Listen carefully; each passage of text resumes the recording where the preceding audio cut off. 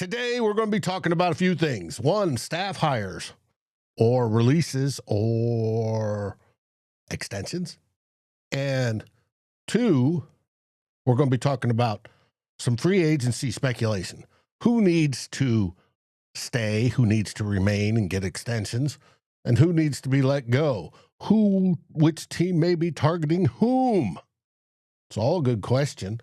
Just read a rumor that the Oakland Raiders are targeting Mr. Russell out of Pittsburgh. Well, if that's the case, where's Sam Darnold going to go? I want Sam Darnold to go to Oakland, but that's just me. We're also talking about how each team is moving into the offseason. Part of that is draft prep as well as free agency prep. They're going to do that. And then we'll probably hit upon the playoffs, the two games last week and the upcoming Super Bowl. But of course, first we got the flag football game for the Pro Bowl. Whoopee.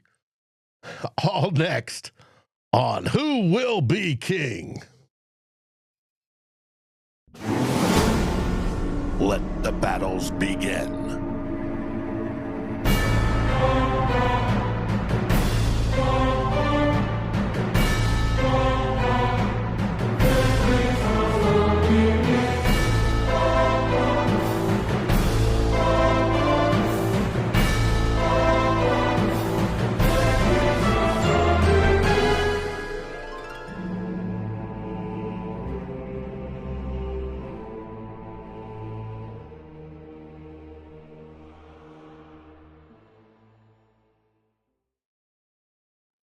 Hey, everybody, we're still waiting on one of our contributors, the Chicago Bears, but they're late at everything.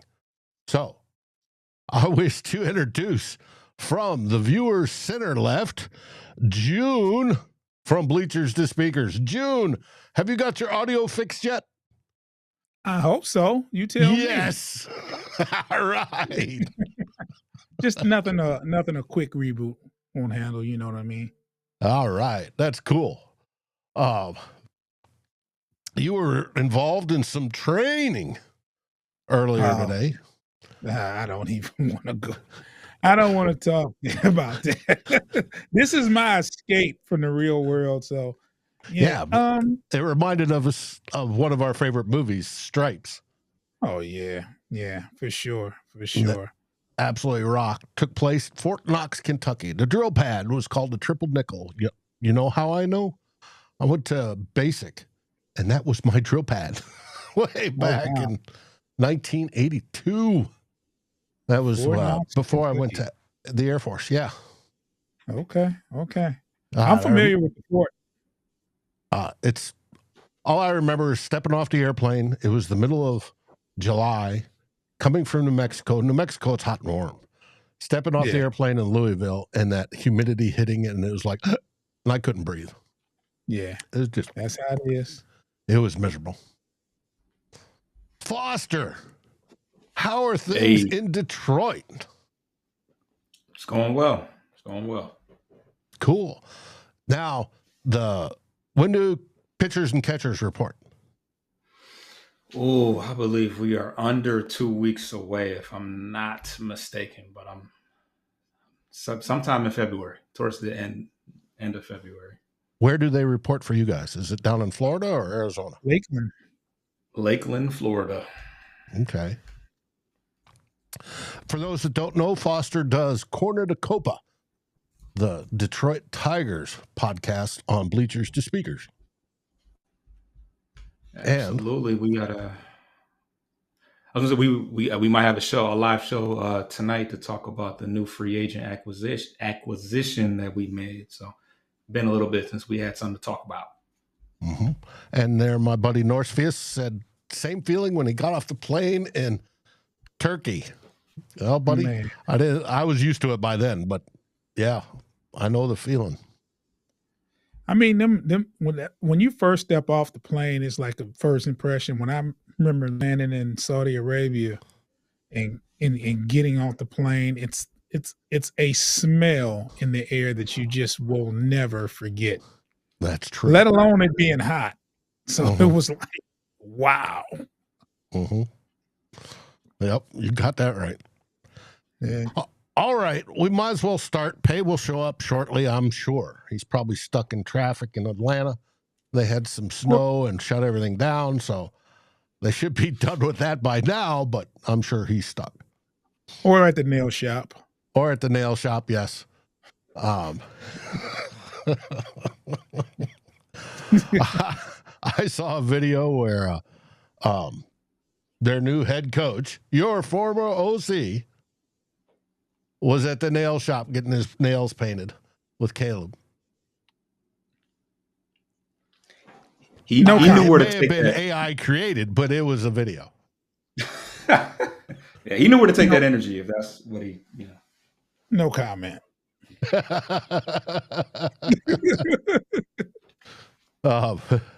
And by the way, North, who is one of my mods, is ex-Air Force himself, and he is a good man. So salute to him. But we're waiting on Bay, so he doesn't miss anything. Now, plenty of stuff going on. Are you guys watching the Senior Bowl practice this week? A little bit, not as much as I'd like to. Like I said, I've been training at work, so I don't get enough time to glance away at the stuff like I should. So I'm gonna see what I can find tonight after work, though. I mean, after we get off of here. Okay, there's some awesome clips on X. If you follow the right people, you can see some cool stuff.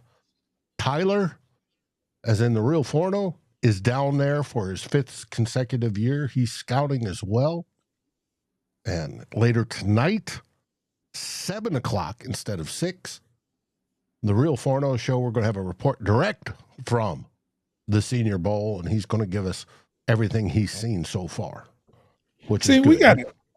We got to do some upgrading here at Bleachers and Speakers. Foster, you need to be down there scouting. See, Dave does it right. He has people down there scouting the Senior Bowl, and look at us. We're just here.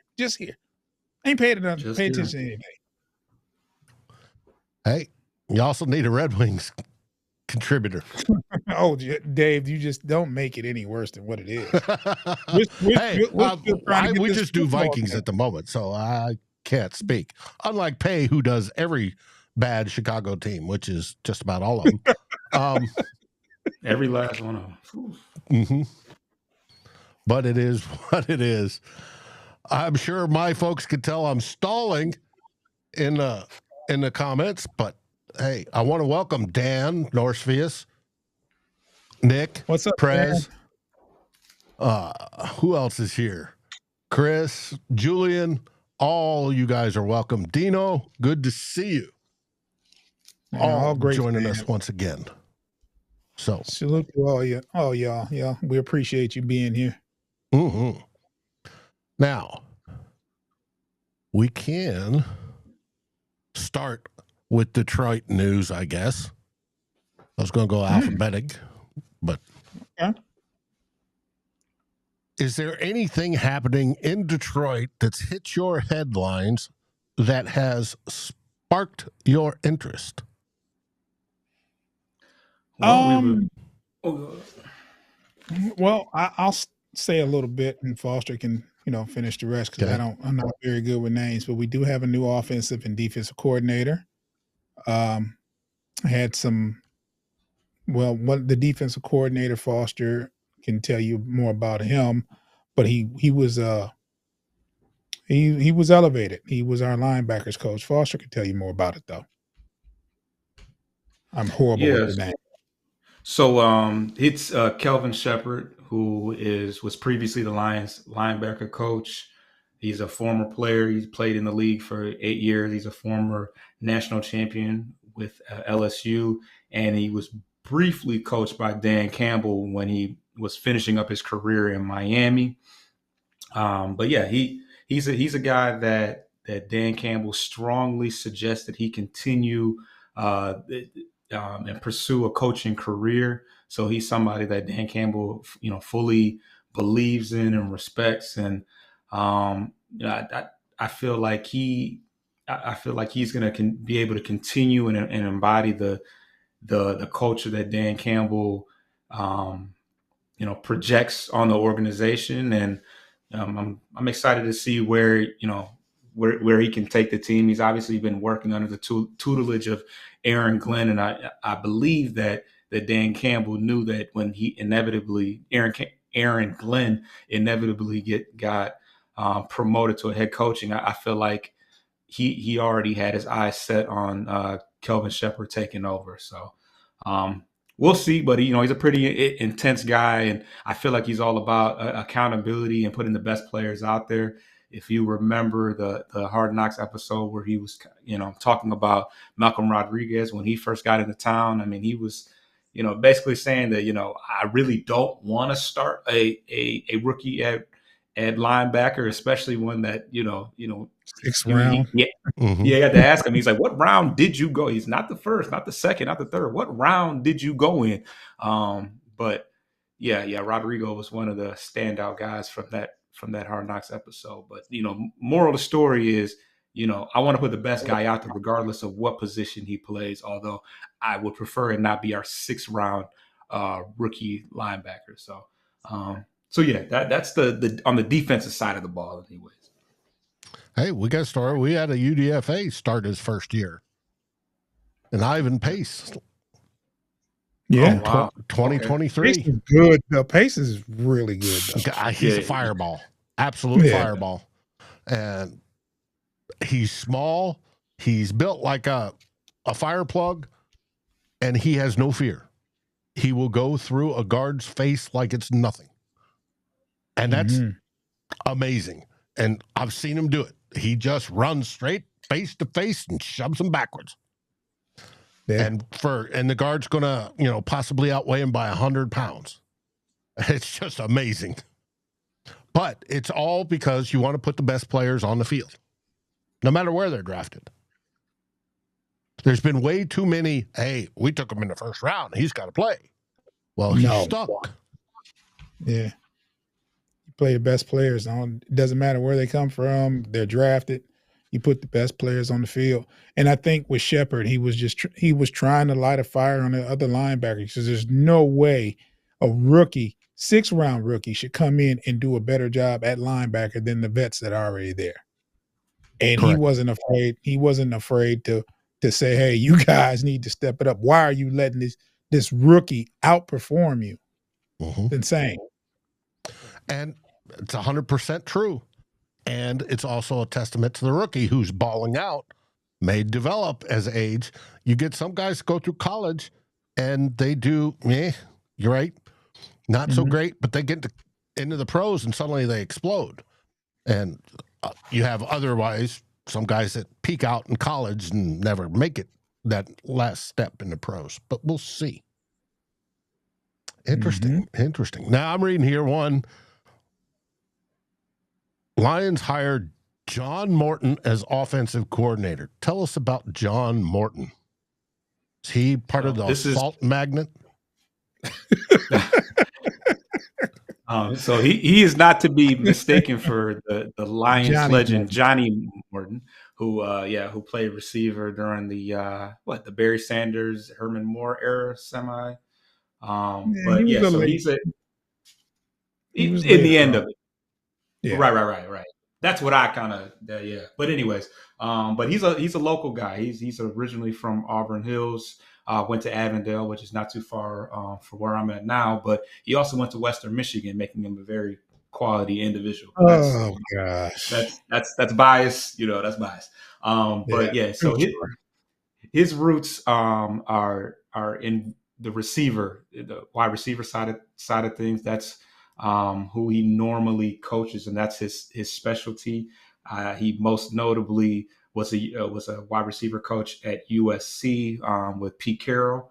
But as far as the NFL, he's worked with the Broncos, most recently with the Broncos, and he was the passing game coordinator. Obviously, Bo Nix is coming off a very strong year, but his highest level of position was an offensive coordinator with the New York Jets, which didn't go very well. He didn't have a whole lot of players and support to work off of. But just another guy that Dan Campbell got a chance to work with, and he actually credits him to developing our old receiver coach into getting the new role that he's in.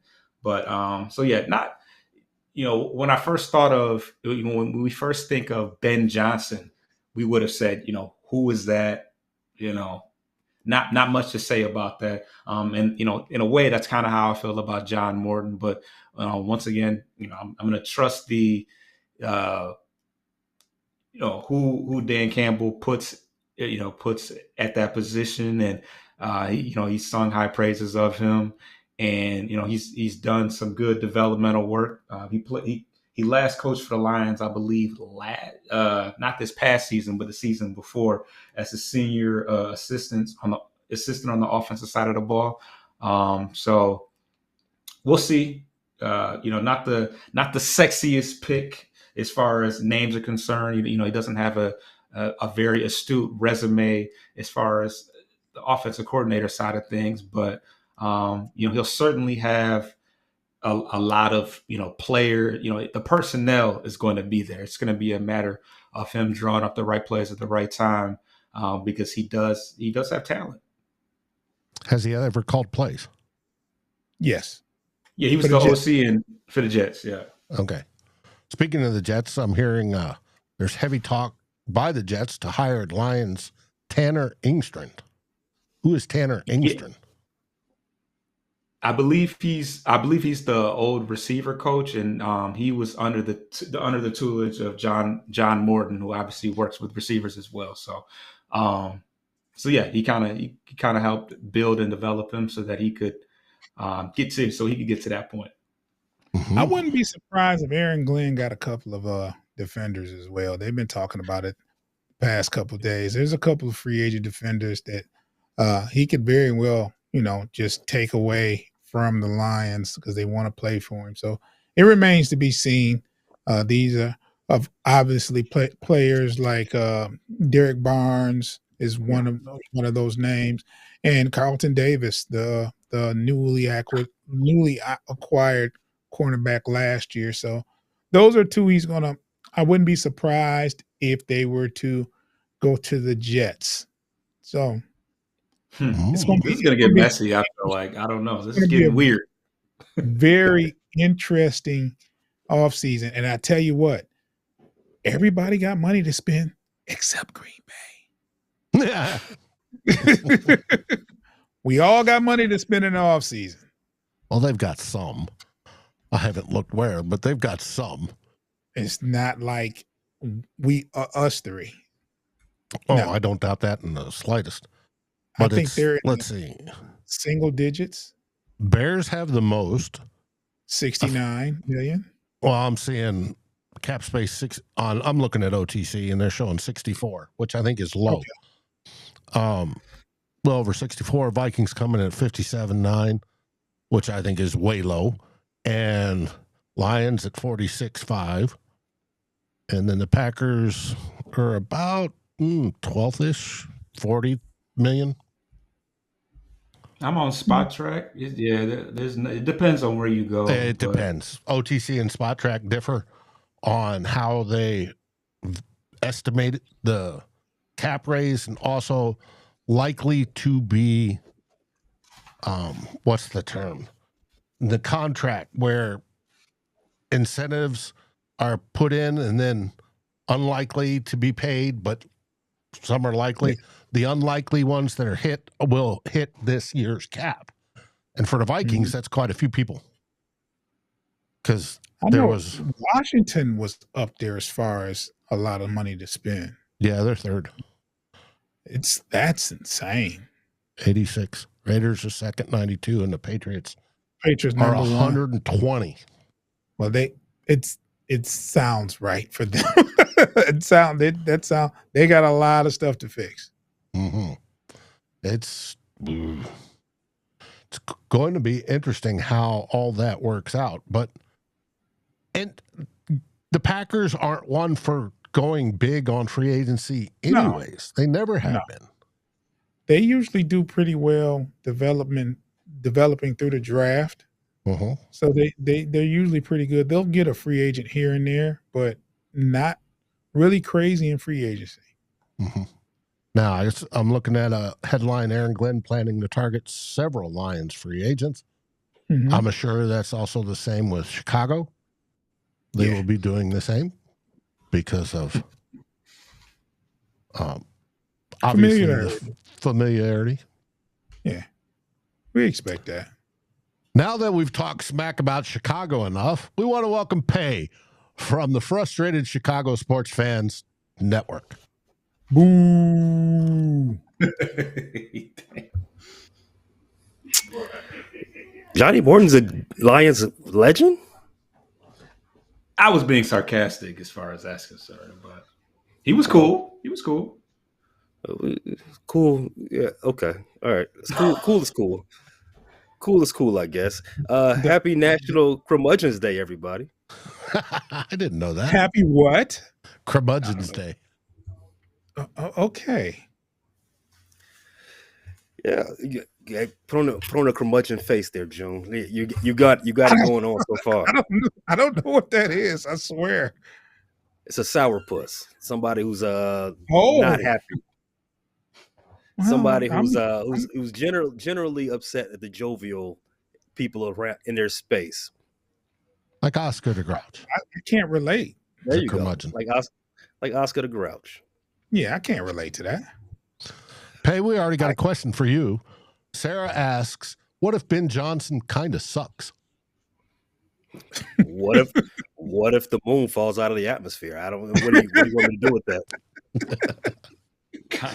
It will be no change for Pay and his fandom there, Sarah. Did Sandy say that? Did that come from Sandy? No, it came from Sarah. Sarah? Oh, wow. If in the event that the head coach for the Chicago Bears, Benedict Arnold Johnson, is it's just not good.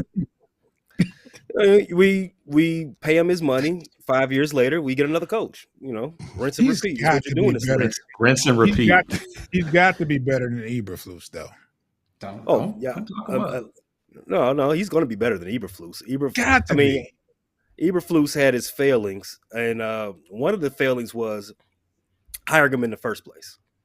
There was no reason that Ryan Poles hired him before Ryan Poles was actually hired to do his job. So that was the first problem right there, right?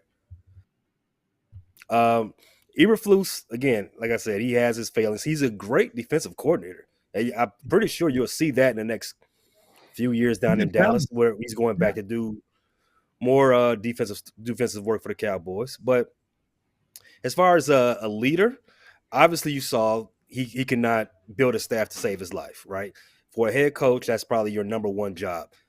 One, you got to build the staff, unless you want to do all the work for yourself, and that's not what bosses do. Bosses delegate. Bosses don't do the work. So he wasn't fit for the job there. Ben Johnson has already hit the ground running in a better direction in that respect. He's hired a former head coach to run the defense. So he doesn't have to do any delegating on that side of the ball whatsoever. He already knows that part of the job is taken care of. And for the offensive side, he hired, I'm pretty sure we was going to get to this, but we can segue right into it. Hired, I forget his name, Declan Clay or something like that. I think that's his name, to be the offensive coordinator. Declan Doyle. Tight ends coach for the Denver Broncos, 28-year-old. Not even old enough to change my tires. So you have an age limit for changing your tires? Yeah, I don't trust Gen Z to do manual labor. Can't do it. So it's questionable. That hire is questionable. It's like, who is this guy? Ben has never even worked with this guy. He's a tight ends coach. I mean, his background is tight ends coach as well. So you don't want to, not ignore him, but like look past him just because of that, right? But I look at it as this. Ben Johnson's the offense is all him. He's going to be calling the plays. Why do you need a high-priced and fancy schmancy offensive coordinator to break down tape? You get the young guy in there. Somebody's going to grind. Somebody who probably don't have a family to go home to. Hey, get in here. Put in 18-hour days, grind this tape out, and let's get to work. So I like that hire from that respect. So that's two great hires already from the coordinator standpoint that I'm rocking with for Ben Johnson. Obviously, Antoine Randall, which I was a little confused about initially when I heard that, when he brought him over from the Lions staff to be our wide receivers coach as well. I thought you couldn't bring somebody from this staff to the new staff unless you was getting a promotion. But I guess since the coach is a promotion, I guess in name alone, maybe in paycheck as well. I'm not sure. But Antoine Randall, he comes highly decorated, highly respected in this league, obviously as a former wide receiver and, from that same staff, the Detroit Lions. And we also took another Lion, JT Barrett. Now, JT Barrett is going to be the quarterback's coach. I was surprised about this. Like, he's moving up the ranks fast for somebody who was just in college like yesterday. It's been a while. Not much of a professional career, but well, that's true. Well, kudos to him to figuring it out fast. He may be the next Kevin O'Connell. He could be. I mean, he's a Buckeye, but you can't win them all. He could be the next Eberflus. It's true. Well, from a quarterback standpoint, you didn't like that. Eberflus, I'm sure, is getting paid well. Yeah. Mike Zimmer, I heard, did. Mike Zimmer, he's the defensive coordinator where now? Nowhere. He retired. Oh, okay. All right. But he was at Dallas. Yeah. And they stunk. That's true. Coordinators, I mean, the high price coordinators make up what? $2 million, somewhere around there? It was reported that Zimmer made over $3 million. He was just behind Fangio. Well, I mean, when you're an ex-head coach, you can probably demand a lot more. Mm-hmm. And I believe Brian Flores also gets paid in that range. Makes sense. He gets paid, quote, low-end head coach money, which would be that range. But speaking of high-end head coach money, it came out, it was reported here a couple days ago by Matthew Collar of Purple Insider, a beat writer, that it looks like Kevin O'Connell's extension will take him through 2029 and is worth $13 million a year, which matches Pay's head coach for pay. It was in the $13 million. You want that commitment for those years. You just, I like that. Mm-hmm. Now, as far as we've had some coaches go to interview all over the place, so far, none have been hired, which is interesting. I would have figured some of them would be. There's our defensive back coach, Durante Jones, has gone to interviews for defensive coordinators a few places. He's still not been hired. And Udinsky, our quarterbacks coach, has gone for OC positions and not been hired, which is interesting. We may have the whole old staff back. Much to my chagrin, I'd like a new O-line coach, but hey, that's just me. Northfield is saying $16 million. Could be, buddy, could be. They may come out that way. But any other coaching news? Pay on your end? Well, I ran down the whole staff. I talked for about 5 minutes, Dave. I don't think the only other coaching news we can talk about is maybe. I feel you. I feel you. We got to cover all the bases, right? Only other coaching news in Chicago that may have be some type of concern, well, not of note rather, will probably be what do they got going on on the south side of Chicago for the baseball squad. Alleged baseball squad. I don't know if they play the sport that we think they play. Don't do that. Don't do that, Pay. I mean, just keeping it real, man. But no, but the Bears, that staff is set. We are ready to get the offseason going. And I know you've heard this before. Win the offseason. This time we're gonna make sure it's correct. Yeah, because it always proves when you win the offseason, you're gonna win the season, right? Yeah.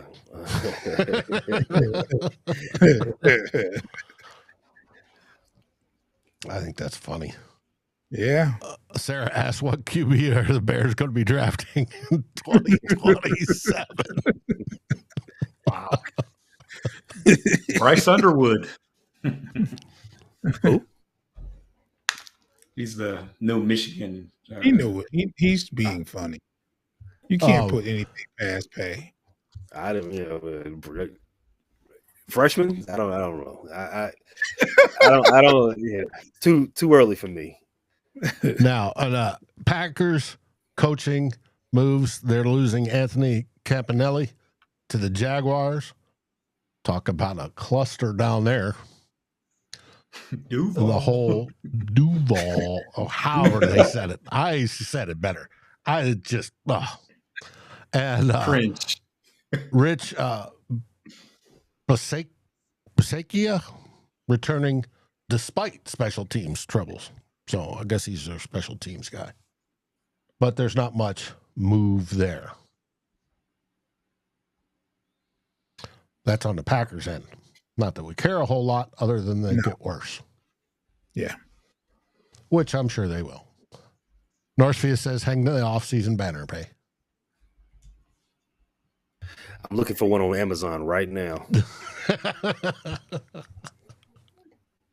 Now, what free agents what are you targeting to keep? Who are you targeting to keep?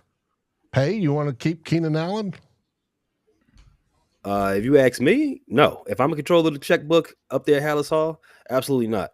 I don't think I was never a fan of bringing him in the first place, right?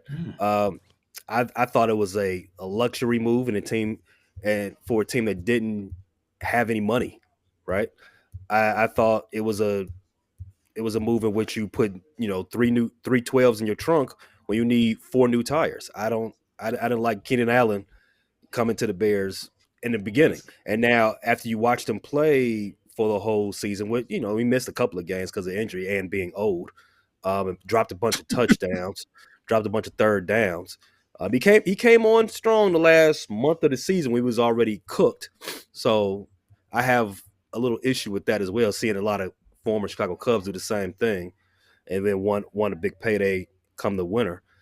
So maybe I'm biased because as I already said, I already had an opinion beforehand. But I don't necessarily think he's a necessity. I think this offseason needs to be all about necessity. We go into the draft, we get necessities. I don't care about best player on the board. Don't tell me about Austin Genty. Don't care. Necessities need to be the focal point of this team in the offseason. Another wide receiver, you can draft one that's younger. I'm telling you, there's a wide receiver that's going to be available in the third round, be better than Keenan Allen 3 years from now. I don't care if he's better than him now. He'd be better than him 3 years from now. Get him. He's cheaper. And he's younger.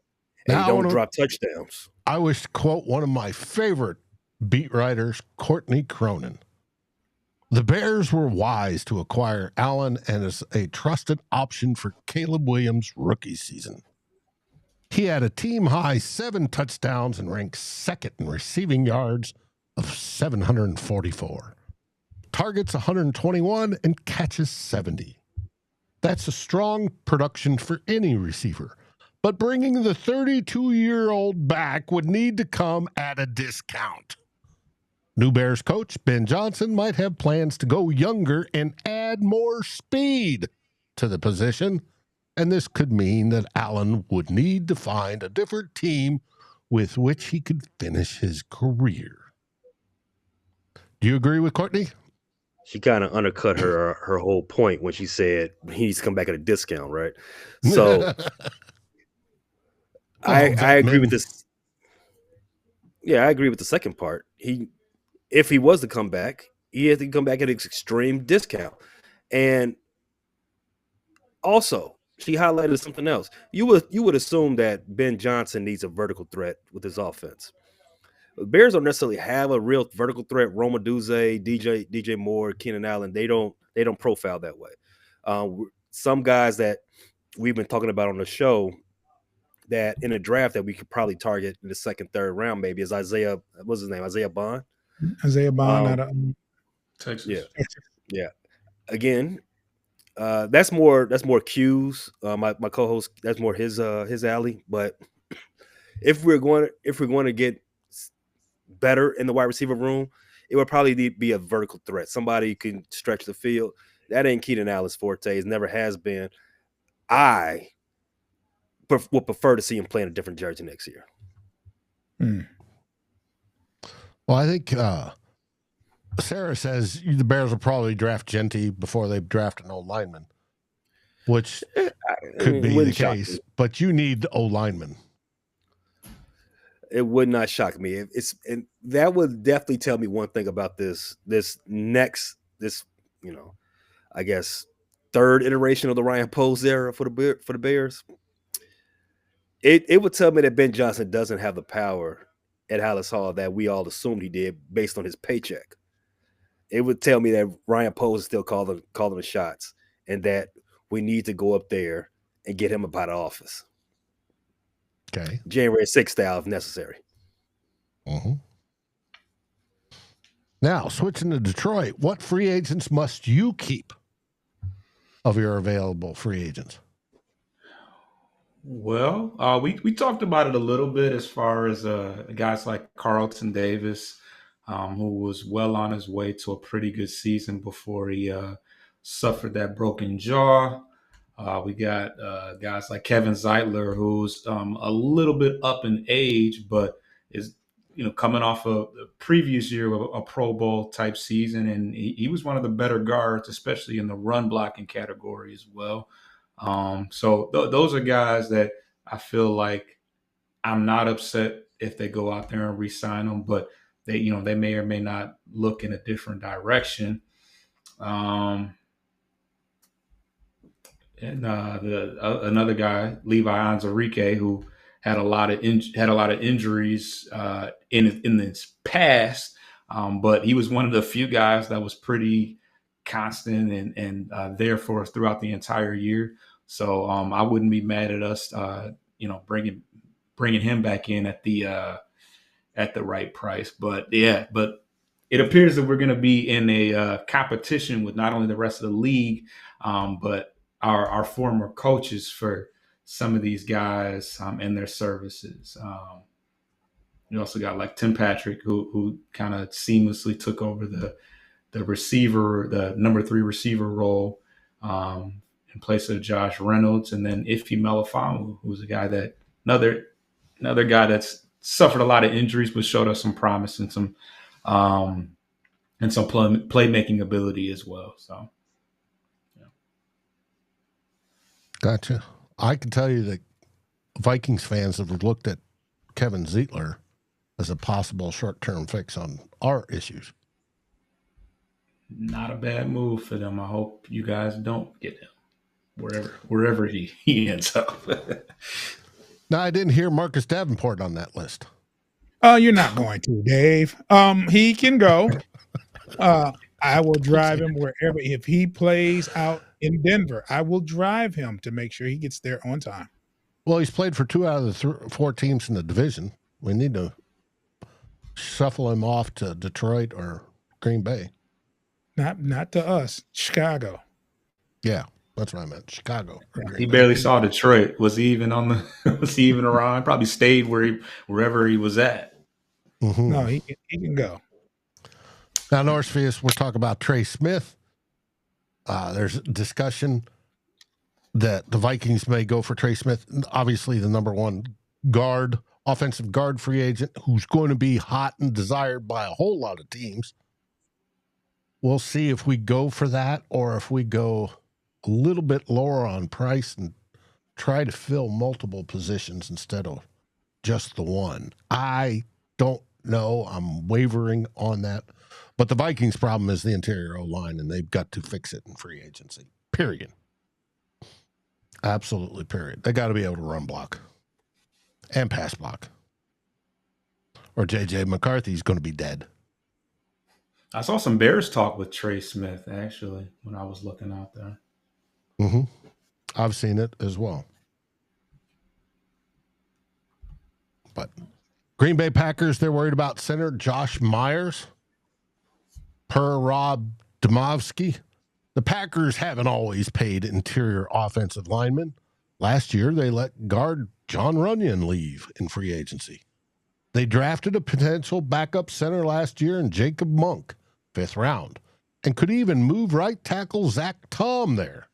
It is hard to read the Packers GM, Brian Gutekunst, who is one answer talked about how much quarterback Jordan Love trusts Myers very much as a center, but also offered a hint of finality when he said he was really glad we've had him for the last 4 years.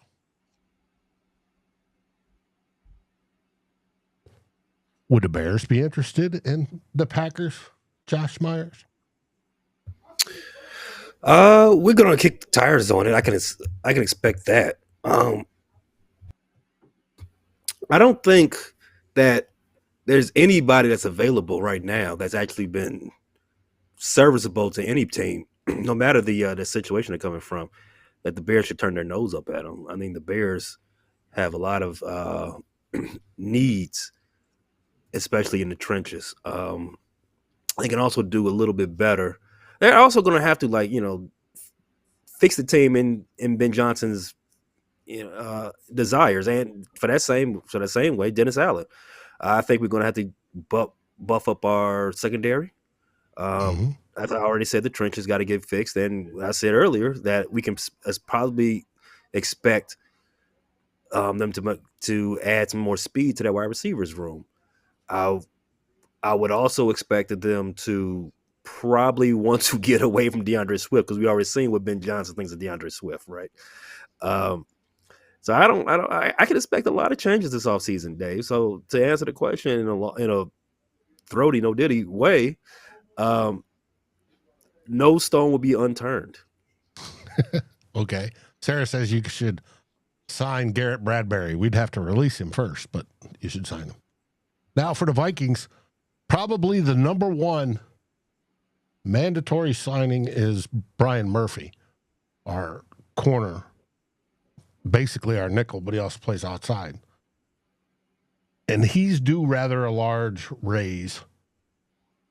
Now, it's being reported that the Vikings are also working on an extension for Cam Bynum, starting safety, next to Harrison Hitman Smith. Well, Harrison Smith may retire. And Cam Bynum, the Vikings don't want to be caught in a position where they lose both their starting safeties in one season. So from what I am reading, what's being reported from Jeremy Fowler of ESPN is that the Vikings are looking to extend both Bynum and Murphy, and we'll see how that works out. Not quite sure how much money they're going to pay him. Now, I do know that Cam Bynum needs it because they announced a couple weeks ago, his wife did, that they are pregnant with quadruplets, which is crazy.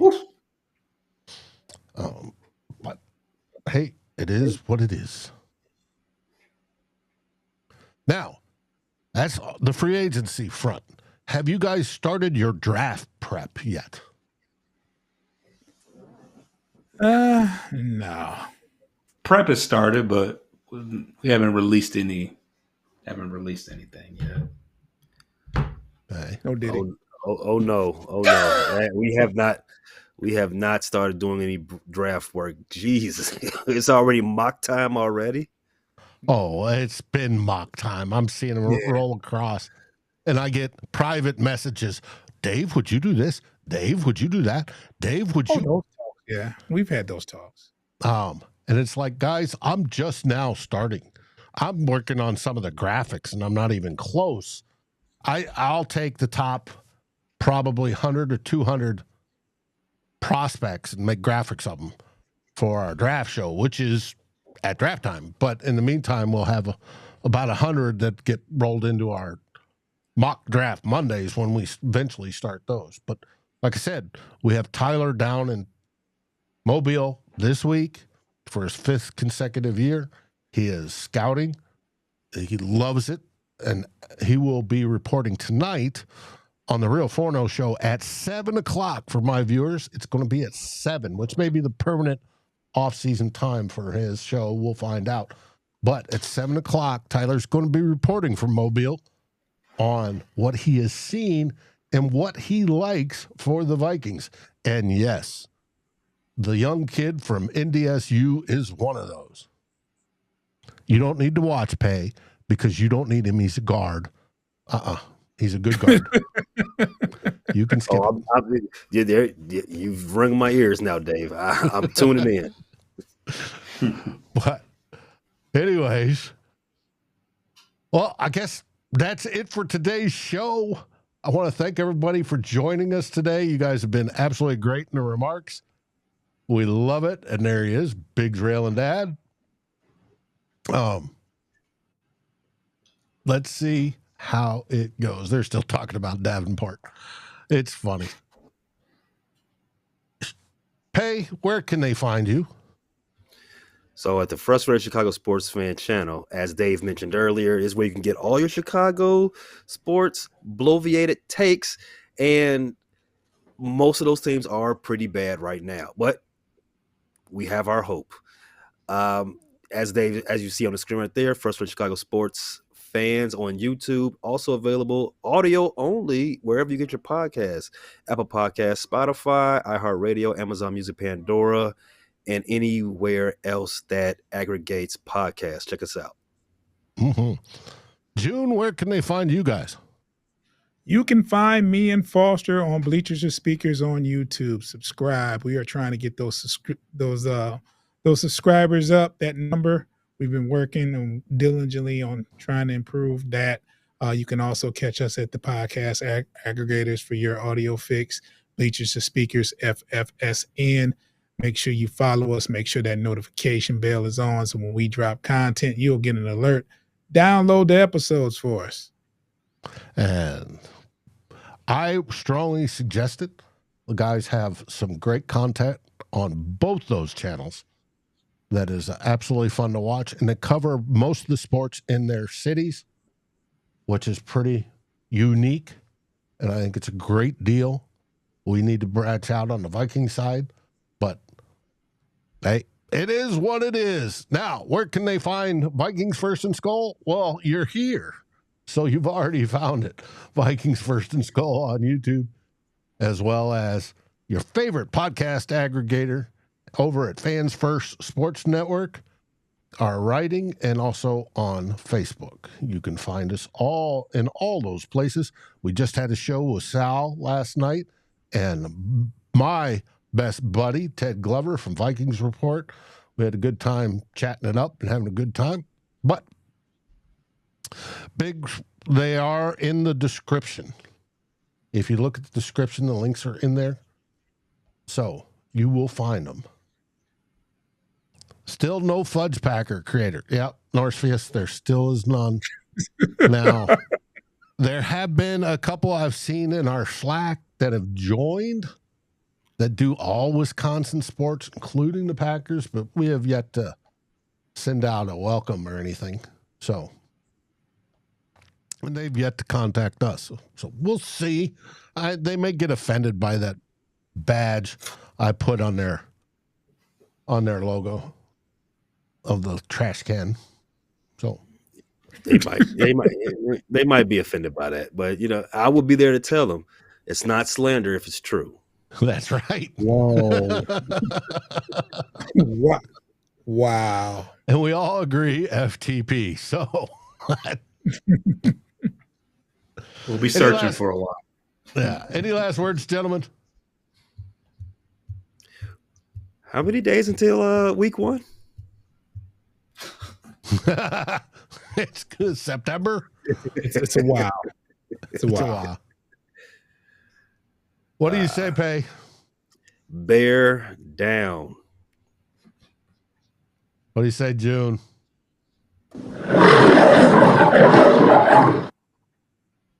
And as always, Skull Vikings. Thanks for watching. Like, subscribe, and rate us on your favorite podcast aggregator. Thank you for listening to this NFC North group effort on the Fans First Sports Network.